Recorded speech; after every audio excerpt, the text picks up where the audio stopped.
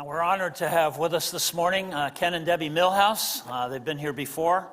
You might remember they kind of fit our theme so well. Around the world and across the street, Ken and Debbie pastor a church in Boston area for Japanese people.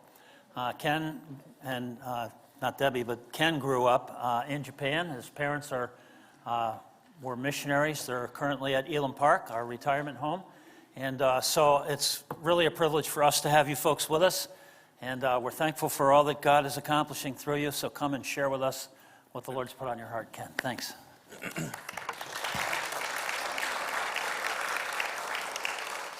Good morning. It's great to be with you and a privilege to bring God's word to you. And thank you so much for your partnership with us in our ministry.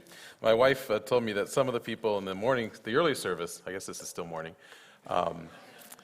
didn't quite understand what our ministry is, and so I should probably introduce it just a little bit more than what Pastor Dave did. We've been doing ministry in the Boston area now for 22 years. The Lord called us to start a ministry to reach out to Japanese people. I could have gone to Japan. I speak Japanese fluently, but the Lord said, stay here because I'm sending them to you. And so we started in the form of a church, Boston Japanese Christian Church, a ministry to reach Japanese who are here temporarily, most of them, to do study and research, and then most will go back to Japan. And we've been doing that now for 22 years. You'll hear more stories from our ministry, but we're not your standard missionaries who go overseas. The Lord said, stay, but I'm going to send them to you, and that's what we've been involved with. 2 months ago, our family, we were in Arizona to meet with Debbie's parents who have retired there. And one day we decided to go to Phoenix and have lunch, just my wife and I and our younger daughter. We picked random. It was just a decision that morning. Let's go to the Barrio Cafe in Phoenix because we heard about it on one of the Food Channel shows, and it looked good. So that's what we did. And as we were approaching the door to the Barrio Cafe in Phoenix, in Japanese we heard someone say, "Ken Sensei, Pastor Ken?" It was a woman that had been part of our ministry in Boston, but about a year and a half ago just stopped coming completely. She was a seeker. After she stopped coming, we tried to contact her. She wasn't interested in coming back for various reasons. It wasn't really clear what had happened. She still lives 5 minutes away from us, but she happened to be in Phoenix, and we happened to be in Phoenix, and she had finished eating but forgot her cell phone and went back to get that cell phone when she saw us about to enter the restaurant. Now, some people will hear that and say, wow, that happened by chance.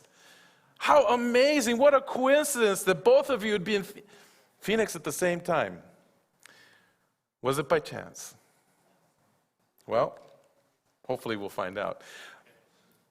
I'll tell you some more stories during this time, but when I go to churches to visit, they often ask me to teach them a word in Japanese. Now, no one asked me at TBC yet.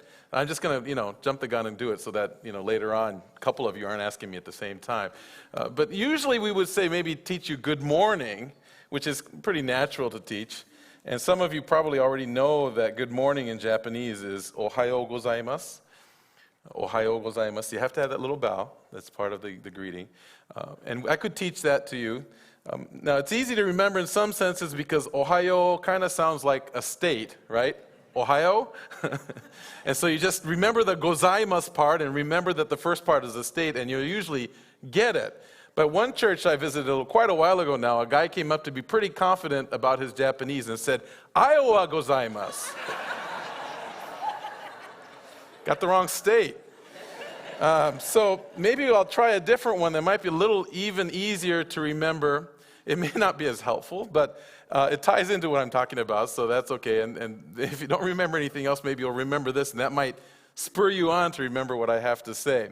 This one's repetitive, so maybe it's easier. It's just T-A-M-A repeated once. Tama tama. Repeat after me. Tama tama. Not bad, right? I preached the sermon that I'm preaching today about 10 years ago at a Haitian church, And I still see people at like district gatherings, and they come up to me, "Hey, Pastor Ken, tama tama." So I think probably you'll be doing that in a couple of years when we see each other at a district conference, or maybe the next time we're here as well too. When we see something happening by chance, a big coincidence, in Japanese we say it happened tama tama. It was a tama tama experience. Amazing. That was tama tama that you met that gal in Phoenix. Well, today we'll find out whether those kinds of things are tamatama or not. We've had all kinds of tamatama experiences similar to this Phoenix experience. By the way, we're still trying to see what God's going to do through that. But some of you were here 3.5 years ago at the early service. I only preached at the early service last time. Those of you who heard that might remember a story I told about a man I met on a return flight from Tokyo to Detroit who sat behind me. And a year plus later, just because of that connection on the airplane, he came to faith and was baptized at a church in Japan. Was it tamatama that he was sitting right behind me? I believe the seat selection was done not by what was Northwest at the time, but the Northwest people. It was done by the Lord. It wasn't tamatama. We also have a situation about 4 years ago. We had a Japanese woman professor who was a visiting scholar at Harvard for 1 year. She came to our ministry one Sunday. Within 3 months, she was baptized. But that first Sunday that she came to our ministry, never been to church, doesn't know anybody in the church, she thought. She walks into our church with a little bit of trepidation, and one of the first people she meets is a woman that happens to be part of the Japanese tea ceremony class that she's been taking while she's here in the United States. Was it tamatama that uncomfortable first Sunday, she sees a familiar face who's a member of our church? Is it by chance? Well, I've experienced these kinds of things all the time in our ministry, and I could spend hours just telling you stories after stories after stories. It's amazing what happens. And I don't believe any of these things are by chance. And today I want to talk a little bit about looking for these experiences that might seem, by chance, by coincidence, by tamatama, as something that God is doing, and then maybe we have a role in that. And I know we had the Acts passage up there, and I will be referring to that at the end. But before that, I'm going to go one of the great missionary passages. I'm sure you've heard this at missionary conferences before. I'm going to look at the book of Esther. Okay, well, the book of Esther has some missionary implications, I think, and so we're going to look at Esther a little bit. I'm going to tell some of the stories. It's probably one you're familiar with. Maybe you haven't heard a sermon from Esther before, but I think especially those who went through Sunday school know some of the story of Esther. And I think there's a lot of interesting things we can learn from that book, and that'll tie into missions as we go. Esther takes place in the Persian Empire, and the Jews were in Persia. That wasn't tamatama either. But during that time, King Xerxes decides to have a week-long party to sort of honor himself. Quite the character. And at the end of this week-long 7-day party, he decides to show off his beautiful wife, the queen. So he commands the queen to come in her crown with her royal robes, and she refuses to go. She doesn't want to be showed off in front of everybody else, I guess. Well, that's not a good situation for the king or for the country, according to advisors. So they said she's got to go. She can't be queen anymore. So they essentially fire her from being queen because she disobeyed the king. And they're looking for a new queen. And they get women from all over the land, and lo and behold, tamatama, Esther the Jew is chosen, right? Now Esther, her parents seem to have died early on. She was raised by her cousin, and her cousin Mordecai. And Mordecai not only raised her, but Mordecai also was serving the king in some capacity. And there's a situation early on where Mordecai is by the gates, and he hears two officials, the officers in the king's army, plotting to assassinate King Xerxes. And he, through Esther, notifies the king. And so the plot is foiled. The king is saved. The assassination attempt fails. And in fact, those two are put to death. Couple tamatama experiences early on in the book of Esther. Are they tamatama or not? We'll see. Now, within Esther, there's another major character named Haman. Haman the Agagite. And if you do your real research and Bible study, the Agagites were descendants of the Amalekites, which were longtime enemies of Israel. So this was not just a personal thing. There's a big history there behind that, which is fascinating, and especially in Israel's history, it's fascinating. But Haman, not only was he descendant of the Amalekites and so angry at the Jews overall, Mordecai was a man who would not bow down to Haman. Haman became number 2 to Xerxes, and so everybody was supposed to honor him by bowing down to him. Mordecai would not do that, and so Haman just got mad at Mordecai for doing this and not doing this. And so he wanted to kind of figure out a way to deal with this Mordecai guy that he doesn't like at all. So what does he do? He convinces the king that we need to do something about the Jew problem. He says they're different from us.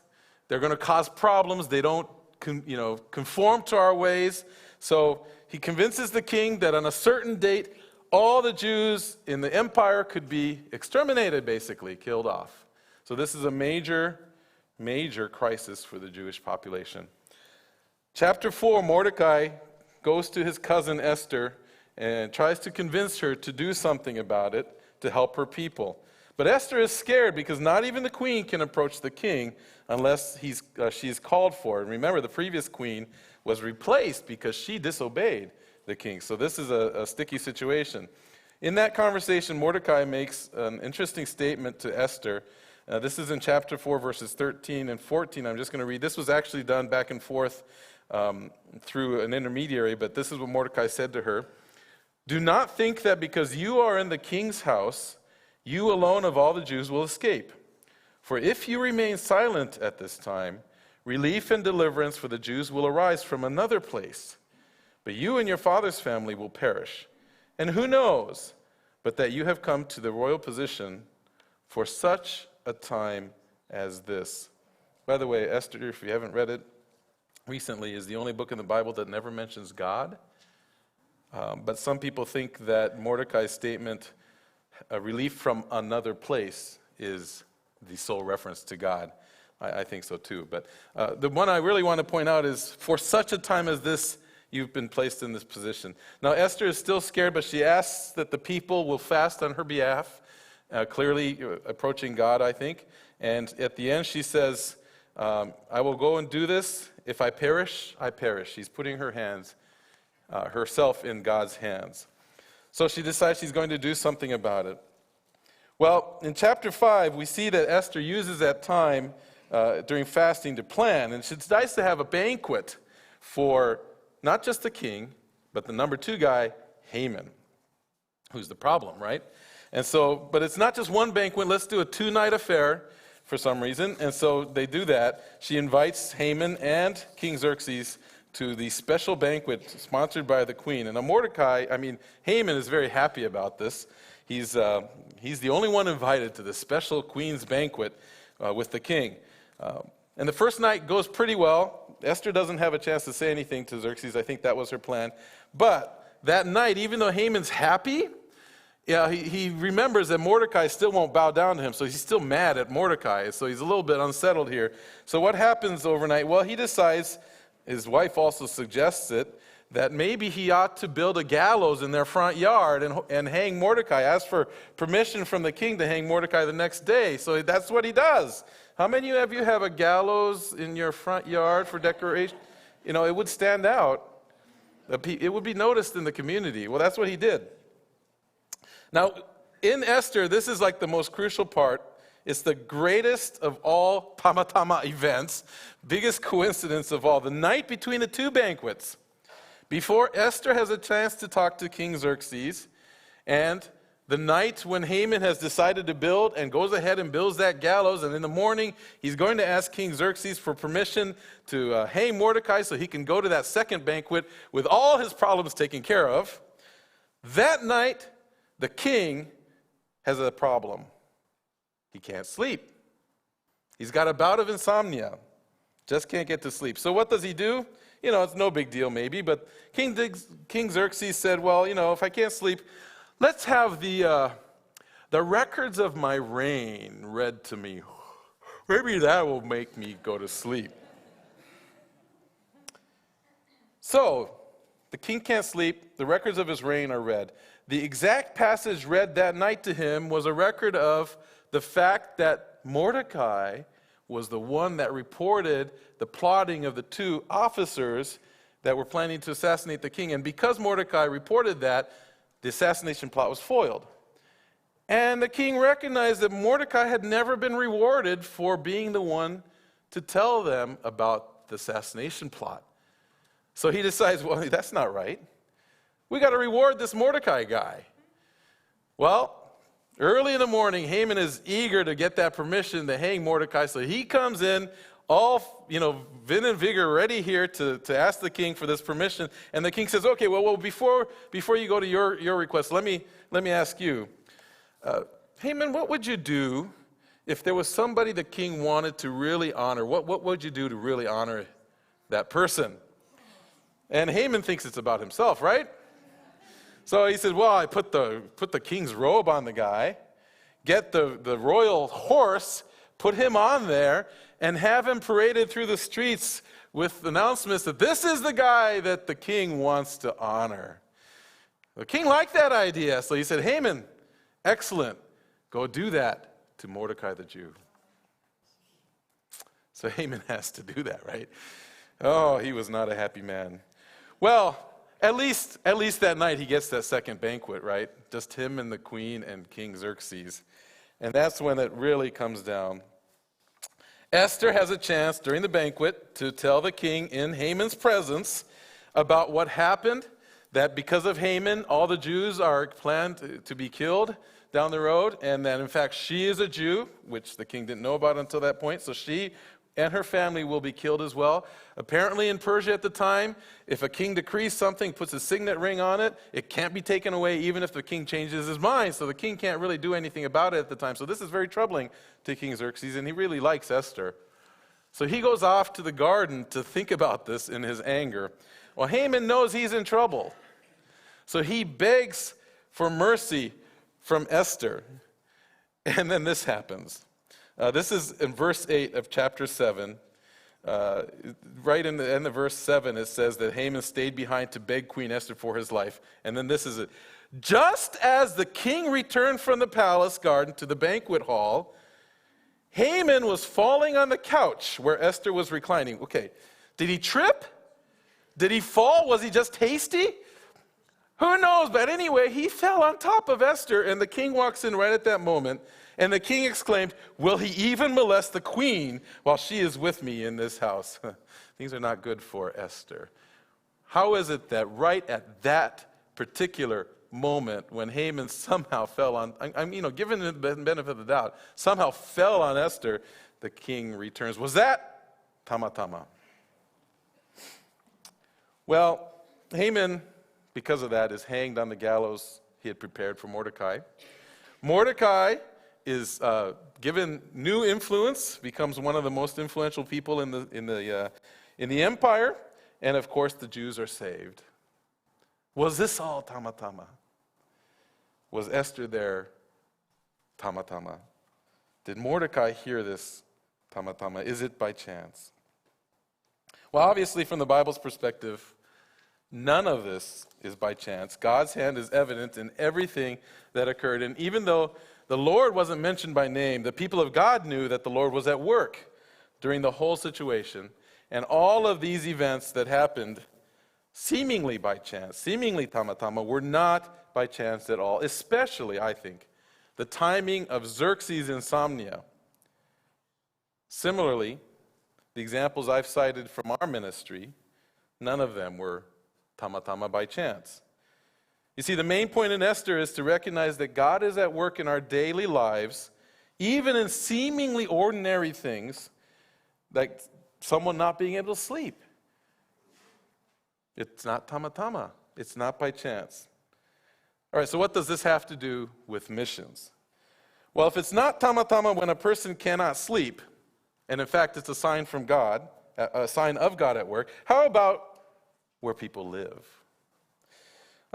This morning I had Acts 17, 22 through 28 read for us. This is part of Paul's famous message in Athens. He was speaking to the Areopagus, the think tank, the they weren't really rulers, but they were kind of philosophers. This is Athens after all. They were kind of prided themselves in learning new things, so they invited Paul to talk about this new thing he was introducing to the city. So he had a chance to speak to these guys. And Paul is very adept at adjusting to his audience. So he realizes these people have no concept of the Israelite God, the Creator God, but he notices that they have an altar to the unknown God. I like to think of it as the just-in-case God altar. Cover all the bases altar. We might miss a God, so we'll put an altar in that honors God's honor just in case, right? So he notices that, so he says, well, let me introduce you to this God you don't know about, your just-in-case God. So then he describes, of course, what we know as the God of the Bible, but as the Creator God. And he talks about this Creator God, the one you didn't know is the Creator of heaven and earth.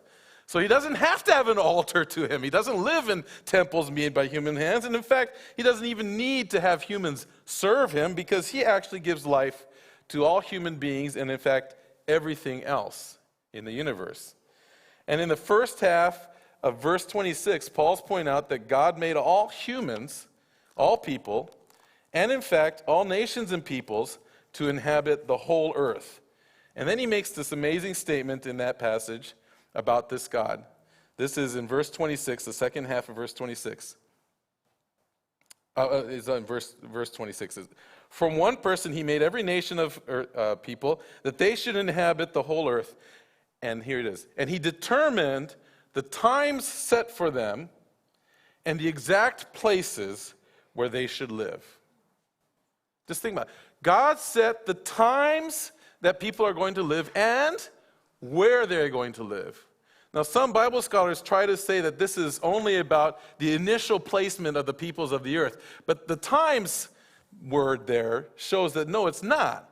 It's about when different peoples live in different parts at what time. God is moving people around at different times to live in different places.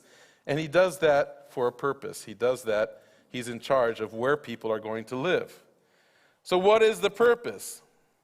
Well, it's in the next verse.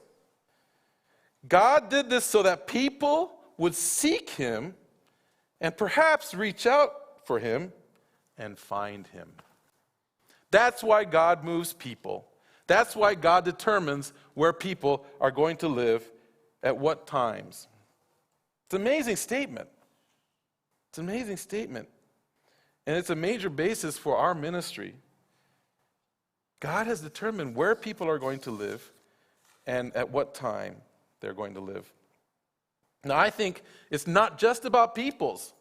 I think it's about individuals as well, too. That if God is in charge of when someone has insomnia, he's also going to be in charge of leading people to live in certain parts, individuals as well as families in certain parts of the world and at certain times. So, is it tamatama about where people live? Well, I'm sure that you're living in places, and you know why you live there generally. There might have been a reason. Maybe it's because for a job, you moved here. Maybe you've been here all your lives. Maybe there's another reason. Why do you live in that particular house? Maybe you like the color. I don't know. But I think maybe there was a gallows in your front. No, maybe not. But I think there's actually a reason you may not know about behind it all. In our situation, my wife and I, we're originally both from Minnesota. We met at Bethel, and we're in Minnesota for 5 years. But we decided to move out east just to go to Gordon Conwell Theological Seminary. We intended to only go to school and go back to Minnesota and then figure out what God wanted to have. In fact, we only moved half of our stuff when we came out because we knew we were going to go back, and why take everything, right? Well, we ended up staying because God said, no, you're staying here. And we now know why God had us stay in Boston, because we're reaching out to the Japanese he's bringing there. Same with you. You probably came for company reasons or whatever, but there is a reason why you are there where you are. Now, here's another thing maybe you don't think about. Have you ever thought about why your neighbors are living around you? Why that person lives across the street from you? Why are there these groups of people nearby? Have you thought of that? Maybe that's a question you should start thinking about. If God is moving peoples around. Not only is there a reason why you're where you're at, there's a reason that that other person or that family or that people group is near you as well. It's not by chance. It's not tamatama.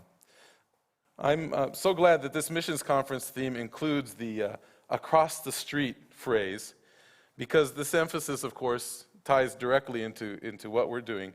It's so important at this time of really American life, and it's important in our ministry. It's a great opportunity we have.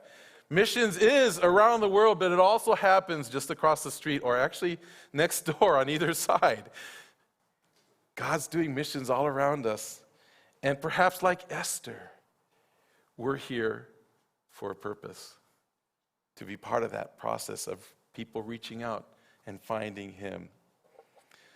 This church is placed in a strategic position to be able to do that as well too, to help people who are in the process of seeking Him so that they can find the Lord and have a relationship with Him. Here's another example from our ministry. We had a man that was at our ministry a long time ago now, quite a while. He had gone to church in Japan during his school years, junior high and high school. He had gone regularly to a local church, never made a confession of faith, but was faithful of going to church all the time. But when he started college, he stopped church completely. You know, he was an adult now, right? So he didn't go to church in the 4 years of college, and then he became a company man, and he never went to church after he became a company worker either. Well, he'd never been to church for 8 years now when his company decided to send him to Boston to take some management courses at the MIT Sloan School of Business. Well, there was a woman in Boston that was part of that church he went to when he was in junior high school, who was a member of our church. And so he knew about that, and he knew how to contact her, so he did. And he said, listen, I've come to Boston. Could you show me around? And she said, of course I can. And you know what? I go to this little Japanese church. Would you like to come with me? Well, he decided, I'm going to be kind of obliged to this woman the 8 months I'm in Boston, so maybe I'll just go once to sort of fill that obligation, and that'll be it. So he did come with her to church. Now, we have a running commentary in our ministry that you don't say tamatama in front of Pastor Ken, because he'll probably correct you. And I met him after the worship service, and he was like, can you believe tamatama? She's here and I'm here? Wow. And I said, well, maybe it's not tamatama. She snickered a little bit. Well, that was in September when he showed up. Would you believe by the end of October he'd made a confession of faith, and we baptized him in November? At his baptism, he said, I thought it was just my company was sending me to take some management courses to Boston. That's why I'm here. But I realized that God was calling me so that I would find Him. And He did. And he went back to Japan after 8 months and joined the church in Japan. Was it tamatama that both of them were in Boston at the same time? Of course not. And it wasn't tamatama that he came to faith either, because God moved him from Japan so that he would seek the Lord and find Him and be saved. We've had those kinds of experiences so many times. None of them are tamatama. I'm still waiting to see what God's going to do with the gal we saw in Phoenix. Was it by chance? Of course not. My challenge to you today is this: to recognize that the things in your lives, and especially your living arrangements, are not tamatama. They're not by chance. The people that live across the street from you, the people that live on either side of you, the people that live in your community is not tamatama. It's not by chance. I believe that the Lord brings Japanese people to Boston, to the United States, for the express purpose that those folks will seek Him, and that some, by reaching out, will find Him and come to faith in the Lord. Now, some of them don't come to faith until they return back to Japan, but many do, both while they're here and after they've gone back. And Japanese people are much more open to the gospel when they leave Japan. The reality is God moves them so that they will seek Him, reach out for Him, and find Him. And we're just there to help facilitate that as God's workers. We're sort of like Esther being placed in that situation to help them along the process. The same holds true for this area as well, too. And it even fits cross-culturally. 3.5 years ago, I was here preaching just in the early service from Matthew 28, And I already mentioned the example I gave to you, but I also at that time challenged you to start looking around. How can you, while you are going, remember it's not go and make disciples, but it's while you are going, the command is make disciples of all nations. That's what I preached on. How do you do it of all nations? Well, all nations are around here, right? And the international students we have here, you have Fairfield University Sacred Heart Housatonic and the University of Bridgeport. And I mentioned 3.5 years ago, UB is one of the most diverse colleges in the United States with students from 80 countries. 80 countries attending the one university. Now, I know there's a Mooney connection, but still, the opportunity is there. The nations are here. Plus, you have people groups living around here. It's not tama that those international students are there. It's not tama that the people groups are living in this area. God has a place for them so that they will seek Him, find Him, and come to know Him. Those of us who are Christians, it's not tama that we're living where we are. God has placed you strategically. God has placed this church strategically in this location for such a time as this, so that you can be like Esther and be the vehicle to help those people seek and find the Lord. Is it by chance? Is it tama? Absolutely not. It's of the Lord. I challenge you to look anew at the living situations around you and the peoples around you and be vehicles like Esther to reach out to them.